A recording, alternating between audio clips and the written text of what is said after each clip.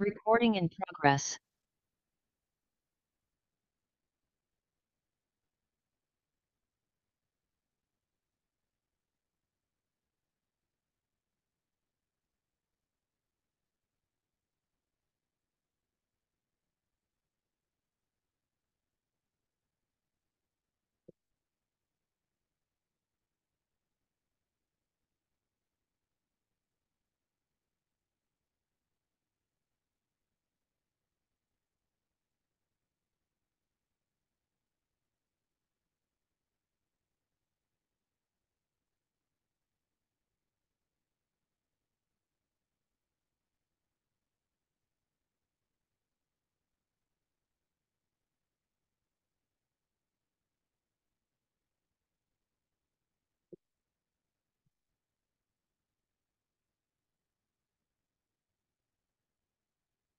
ओम शांति।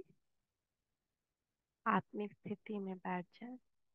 भ्रुकुटी के बीच एक गुफा देखी। गुफा के बीच अंदर मैं आत्मा चमकता सितारा विराजमान हूँ और इन कानों द्वारा मुरली सुन रहे हैं। बाबा कहते हैं, मीठे बच्चे, शरीर सहित जो कुछ भी देखने में आता है यह सब विनाश होना है। तुम आत्माओं को अब घर लौटना है, इसीलिए पुरानी दुनिया को भूल जाओ। पुरानी दुनिया अब याद नहीं आनी चाहिए और ना ही मिस होनी चाहिए कि हाँ हम किसी को मिस कर रहे हैं, किसी को याद कर रहे हैं, या रोना भी नहीं आना चाहिए। तो पुरानी दुनिया को भूल जाओ। प्रश्न है, तुम बच्चे किन शब्दों में सभी को बाप का मैसेज सुना सकते हो? सभी को सुनाओ कि बेहद का बाप बेहद का वर्षा देने आया है। अब हद के वर्षे का समय पूरा हुआ, अर्थात भक्ति पूरी हुई। अब रावण राज्य समाप्त होता है। बाप आया है तुम्हें रावण 5 विकारों की जेल से छुड़ाने। यह पुरुषोत्तम संगम युग है। इसमें तुम्हें पुरुषार्थ कर दैवी गुणों वाला बनना है। सिर्फ पुरुषोत्तम संगम युग को भी समझ ले तो स्थिति श्रेष्ठ बन सकती है। ओम शांति। अब रूहानी बच्चे क्या कर रहे हैं? अव्यभिचारी याद में बैठे। एक होती है अव्यभिचारी याद, दूसरी होती है व्यभिचारी याद। अव्यभिचारी याद अथवा अव्यभिचारी भक्ति जब पहले शुरू होती है तो सब शिव की पूजा करते हैं, यानी एक ही याद है। उच्चते उच्च भगवान वही है। वह बाप भी है, फिर शिक्षक भी है। पढ़ाते हैं। क्या पढ़ाते हैं? मनुष्य से देवता बनाते हैं। देवता से मनुष्य बनने में तुम बच्चों को 84 जन्म लगे हैं और मनुष्य से देवता बनने में 1 सेकंड लगता है। यह तो बच्चे जानते हैं। हम बाप की याद में बैठे हैं। वह हमारा टीचर भी है, सतगुरु भी है। योग सिखाते हैं कि एक की याद में रहो। वो खुद कहते हैं, हे आत्माओं, हे बच्चे, देह के सब संबंध छोड़ो। अब वापस जाना है। यह पुरानी दुनिया बदल रही है, भी यहाँ रहना नहीं है। पुरानी दुनिया के विनाश लिए ही यह बारूद आदि बनाए हैं। नेचुरल कैलेमिटीज भी मदद करती है। विनाश तो होना है जरूर। तुम पुरुषोत्तम संगम युग पर हो, यह आत्मा जानती है। हम अभी लौट रहे हैं, इसीलिए बाप कहते हैं इस पुरानी दुनिया पुरानी देह को भी छोड़ना है। देह सहित जो भी इस दुनिया में देखने में आता है यह सब विनाश हो जाना है। शरीर भी खत्म होना है।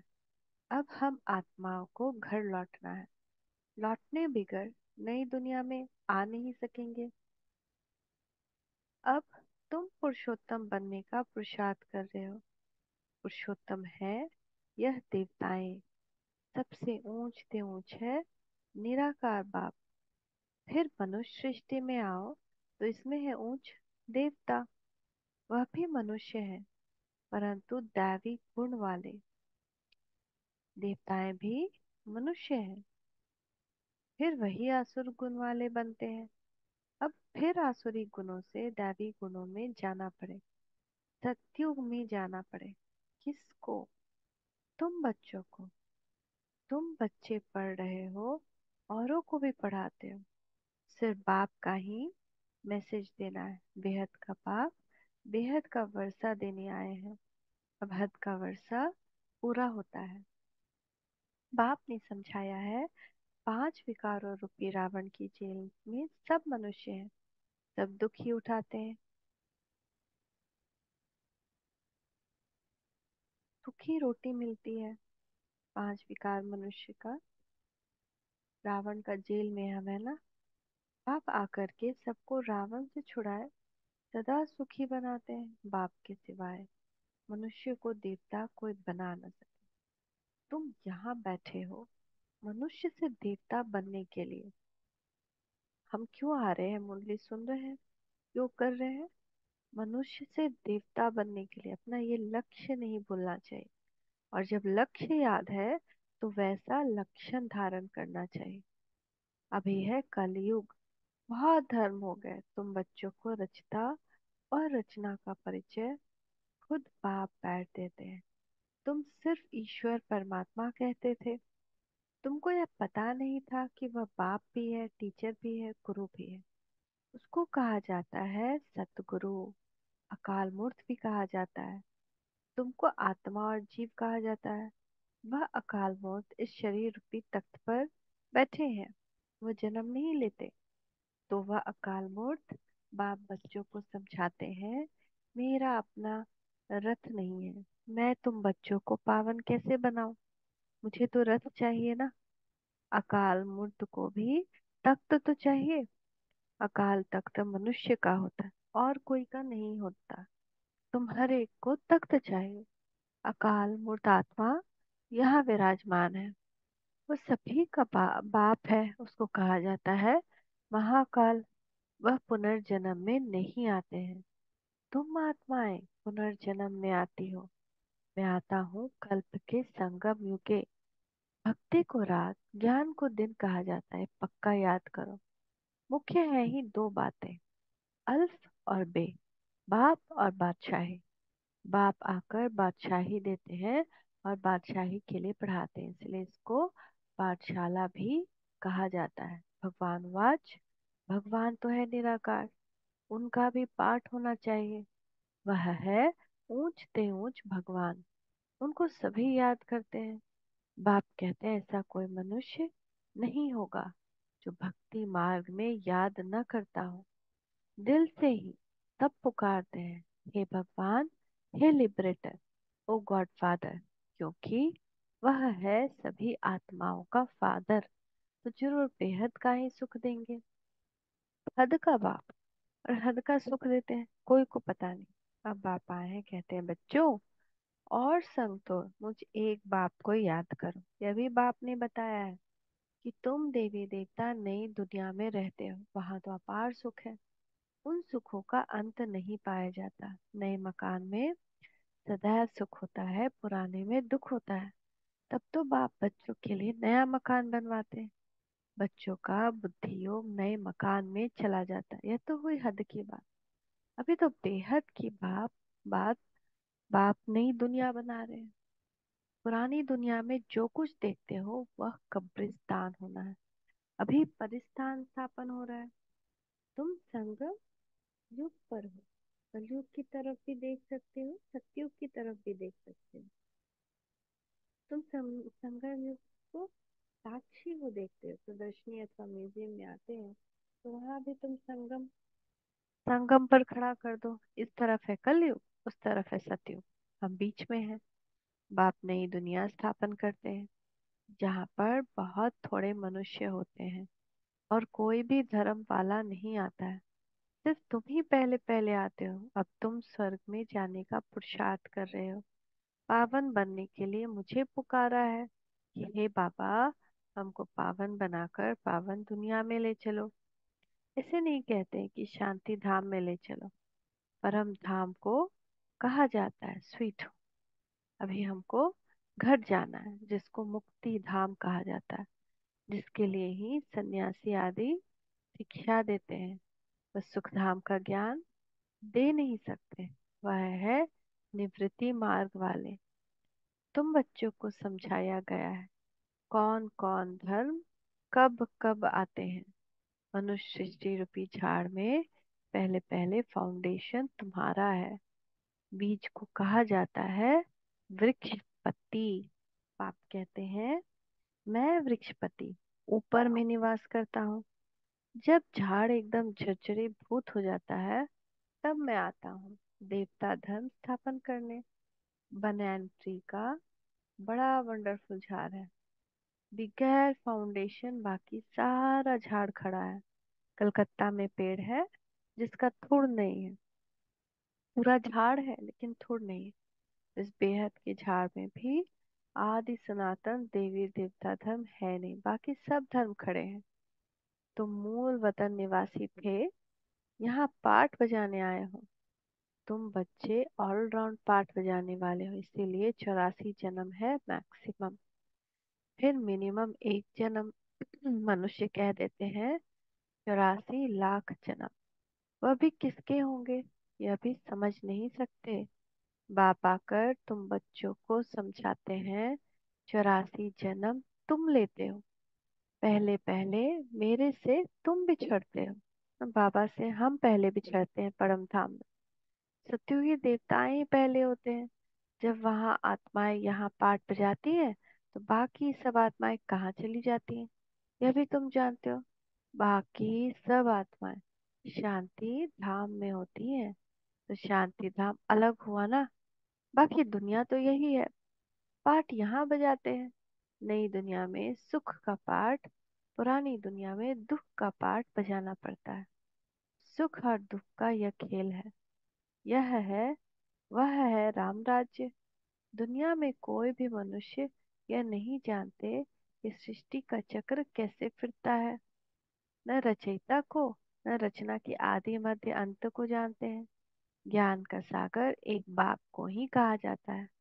रचयिता और रचना के आदि मध्य अंत का ज्ञान कोई शास्त्र में है नहीं। मैं तुमको सुनाता हूँ, फिर यह प्रायः लोप हो जाता है। सतयुग में यह रहता नहीं। भारत का ही प्राचीन सहज राजयोग गाया हुआ है। गीता में भी राजयोग नाम आता है। बाप तुम्हें राजयोग सिखलाकर राजाई का वर्षा देते हैं। बाकी रचना से वर्षा मिल न सके। वर्षा मिलता है ही रचता बाप से। हर एक मनुष्य क्रिएटर है, बच्चों को रचते हैं। वह है हद के ब्रह्मा, यह है बेहद का ब्रह्मा।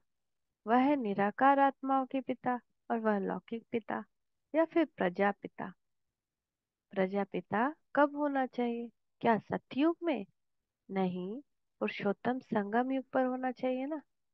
जब फिर से स्टार्ट करना है, तो मनुष्य को यह भी पता नहीं कि सतयुग कब होता है। उन्होंने तो सतयुग कलयुग आदि को लाखों वर्ष दे दिए। बाप समझाते हैं 1250 वर्ष का एक युग होता है। 84 जन्मों का भी हिसाब चाहिए ना। सीढ़ी का भी हिसाब चाहिए ना, हम कैसे उतरते हैं।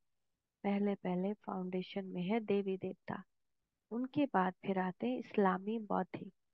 बाप ने झाड़ का राज भी बताया है। बाप के सिवाय तो कोई सिखला न सके। तुम कहेंगे ये चित्र आदि कैसे बनाए, किसने सिखाया? बोलो बाबा ने हमें ध्यान में दिखाया, फिर हम यहाँ बनाते हैं। फिर उनको बाप ही इस रथ में आकर करेक्ट करते हैं कि ऐसे ऐसे बनाओ। खुद ही करेक्ट करते हैं। तो श्री कृष्ण को श्याम सुंदर कहते हैं।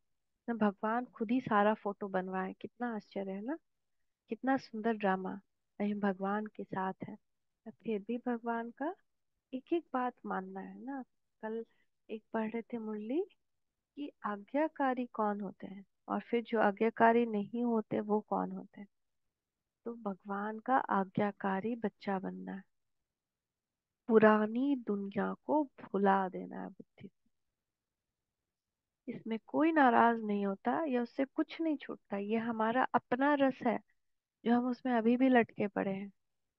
ऐसे कोई भी कहीं कोई कुछ कहता नहीं है या कोई मानता नहीं है। सबको समझ में आता है कि हाँ, इनका भगवान के साथ जुड़ाव ज्यादा है। तो श्री कृष्ण को श्याम सुंदर कहते हैं, परंतु मनुष्य तो समझ नहीं सकते कि क्यों कहा जाता है। यह वैकुंठ का मालिक था तो गोरा था, फिर गावड़े का छोरा सावरा बना, इसीलिए उनको ही श्याम सुंदर कहते हैं। यही पहले आते हैं। तत्व इन लक्ष्मी नारायण की राजाई चलती है। आदि सनातन देवी देवता धर्म की स्थापना कौन करते हैं यह भी किसको पता नहीं। भारत को भी भुलाए हिंदुस्तान के रहवासी हिंदू कर देते हैं। भारत नाम भी भूल गए, हिंदुस्तान नाम रख लिया। मैं भारत में ही आता हूँ। भारत में देवताओं का राज्य था जो अब प्राय लोप हो गया है। मैं आता हूँ फिर से स्थापना करने। पहले पहले है ही आदि सनातन देवी देवता धर्म। ये झाड़ वृद्धि को पाता रहता है। नए नए पत्ते मंठ पंथ पिछाड़ी में आते हैं तो उनकी भी शोभा हो जाती है। फिर अंत में जब सारा झाड़ जर्जरी भूत अवस्था को पाता है, तब फिर मैं आता हूँ। यदा यदा ही धर्मस्य ग्लानिर्भवति भारत। जब ग्लानि हो जाती है सभी धर्मों की। आत्मा अपने को भी नहीं जानती तो बाप को भी नहीं जानती। अपने को भी गाली देते हैं और बाप को और देवताओं को भी गाली देते हैं। तमो प्रधान बेसमझ बन जाते हैं। तब मैं आता हूँ। पतित दुनिया में ही आना पड़े तुम मनुष्य को जिए दान देते हो, अर्थात मनुष्य से देवता बनाते हो। सब दुखों से दूर कर देते हो, सो भी आधा कल्प के लिए। गायन भी है ना, वंदे मातरम। कौन सी माता है जिनकी वंदना करते हैं? तुम माताएं हो। सारी सृष्टि को बहिष्ठ बनाती हो तो पहले स्टार्ट करना है अपने घर से। अपने घर को पहले बहिष्ठ बनाना है। अपने दिल को पहले बहिष्ठ बनाना है। फल पुरुष भी है लेकिन मेजोरिटी माताओं की, इसलिए बाप माताओं की महिमा करते हैं। बाप आकर तुमको इतनी महिमा लायक बनाते हैं। अच्छा, मीठे मीठे सिकी लधे बच्चों प्रति माता पिता बाप दादा को याद प्यार गुड मॉर्निंग। रूहानी बाप की रूहानी बच्चों को नमस्ते। हम रूहानी बच्चों की रूहानी माता पिता बाप दादा को याद प्यार गुड मॉर्निंग। नमस्ते बाबा नमस्ते। शुक्रिया बाबा शुक्रिया। धारणा के लिए मुख्य सार अपार सुखों की दुनिया में चलने के लिए संगम पर खड़ा होना है। साक्षी हो सब कुछ देखते हुए बुद्धि योग नई दुनिया में लगाना है। बुद्धि में रहे अभी हम वापस घर लौट रहे हैं। सभी को जिए दान देना है। मनुष्य से देवता बनाने की सेवा करनी है। बेहद के बाप से पढ़कर दूसरों को पढ़ाना है। दैवी गुण धारण करने और कराने। बेहद के बाप से पढ़कर दूसरों को पढ़ाना है। दैवी गुण धारण करने और कराने। वरदान है, देखिए बाप दादा का वरदान यह अपने मस्तक के ऊपर। मीठे बच्चे सदा श्रेष्ठ समय प्रमाण। श्रेष्ठ समय है ना पुरुषोत्तम संगम योग। सदा श्रेष्ठ समय प्रमाण श्रेष्ठ कर्म करते वाह वाह के गीत गाने वाले भाग्यवान आत्मा भव। इस श्रेष्ठ समय पर सदा श्रेष्ठ कर्म करते वाह वाह के गीत मन से गाते रहो। वाह मेरा श्रेष्ठ कर्म या वाह मेरा श्रेष्ठ कर्म सिखलाने वाले बाबा। तो सदा वाह वाह के गीत गाओ। कभी गलती से भी दुख का नजारा देखते हुए हाय शब्द नहीं निकलना चाहिए। वाह ड्रामा वाह, और वाह बाबा वाह, जो स्वप्न में भी नहीं था वह भाग्य घर में बैठे मिल गया। इसी भाग्य के नशे में रहो। नशा किसको आएगा? नशा उसको आएगा जो अतीन्द्रिय सुख की अनुभूति कर रहा होगा। अतीन्द्रिय सुख की अनुभूति कौन करेगा? जो सब इंद्रियों के रस से दूर हो गया, जिसका सिर्फ एक शिव बाबा, दूसरा ना कोई। जब मन हर मोह माया से हट गया है, अभी भी पति में ध्यान नहीं, बच्चों में ध्यान नहीं, जो करना है वो कर्तव्य कर रहे हैं, लेकिन किसी में बुद्धि अटकी नहीं। तो स्लोगन, मन बुद्धि को शक्तिशाली बना दो। मन बुद्धि को शक्तिशाली बना दो तो कोई भी हलचल में अचल अडोल रहेंगे। मन बुद्धि शक्तिशाली कैसे बनेगा? योग से, ज्ञान से, ड्रिल से। जो बाबा ड्रिल बताए हैं, 1 सेकेंड में, बहुत बिजी शेड्यूल में उस वक्त ही ट्राई करना कि 1 सेकेंड में मैं आत्मा परम धाम पहुंच पाती हूँ कि नहीं। तो वो ड्रिल और 5 स्वरूप का अभ्यास, समान का अभ्यास, ये सब मन बुद्धि को शक्तिशाली बनाता है। ओम शांति, ओम शांति, ओम शांति।